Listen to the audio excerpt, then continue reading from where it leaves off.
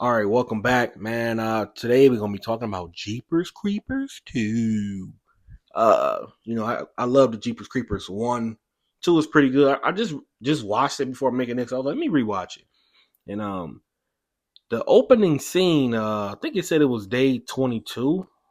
And that's when he was in the cornfield, or not cornfield, some type of field, when those boys putting up scarecrows. And then he was acting like a scarecrow and then took the guy. I think his kid name was Billy.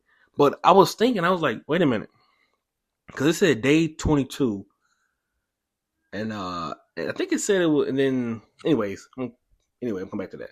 But yeah, he took him basically, running through the whole cornfield or whatever, and then just took off, flew in the air. The dad and the brother looking crazy, and clearly just vowed to hunt him down, find him. And then there was a school bus of kids coming back from a championship game or something like that, and they get a flat tire because it's a big ass.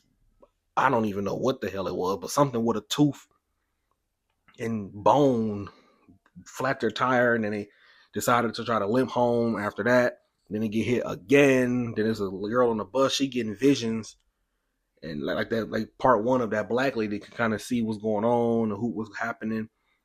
It was just crazy. From there, they putting down flares. The teachers were, and the bus driver, and he swooping down, picking them off one by one.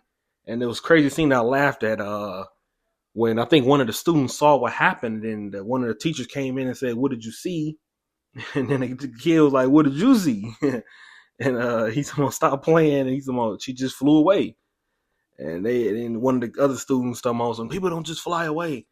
But you can't really explain what's happening because, like I said, it's just crazy, man. Like, I don't know, just crazy, dude. Some monster swooping down from the sky, picking people off. But yeah, back to the beginning. Billy's parents, I mean, his dad and his brother get the call on the radio. They're supposed to be coming out towards that way, and they're basically on the wrong side of the road, honestly, because later in the video, the chick with the vision was happening to be running. They all just scatter from the bus, just running in all type of directions.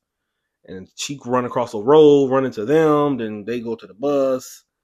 But man, dude, the scene with him licking on the window, smelling the bus, and all that crazy stuff he was doing, man, I was like, yo, I don't know. But no, I was thinking like, bro, it was that the same day because on the bus, I think when they caught the first flat tire, they was on the radio, and they was talking about 4 days prior. They was talking about the burning church.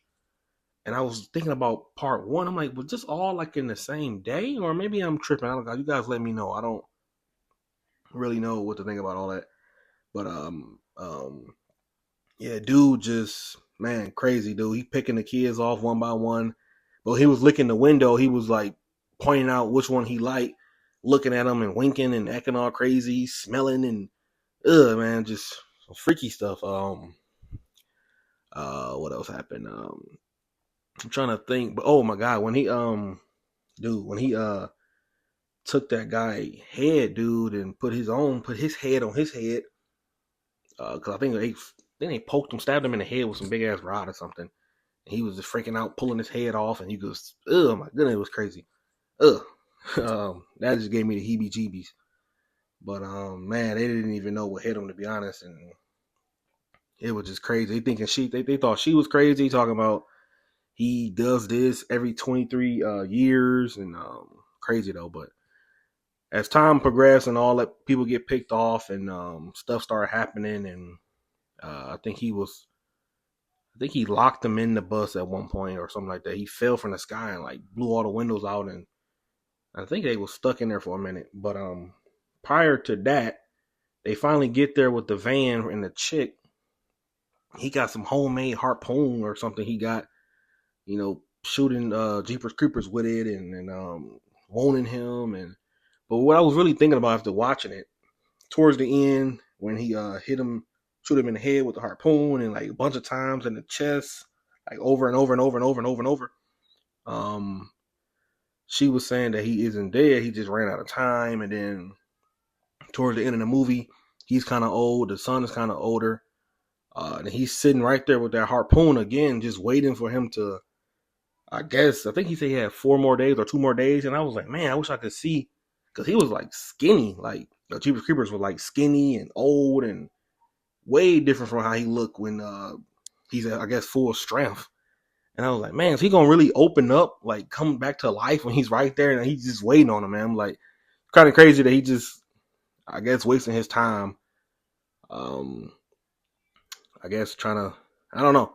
It's a lot of time spent, 23 years sitting there waiting for him to come back. I don't know, man, but it's a pretty good sequel though, man. Probably gonna give it I don't know, 8 out of 10 maybe. But yeah, you guys let me know what you guys think, man. Catch you guys in the next one. Peace.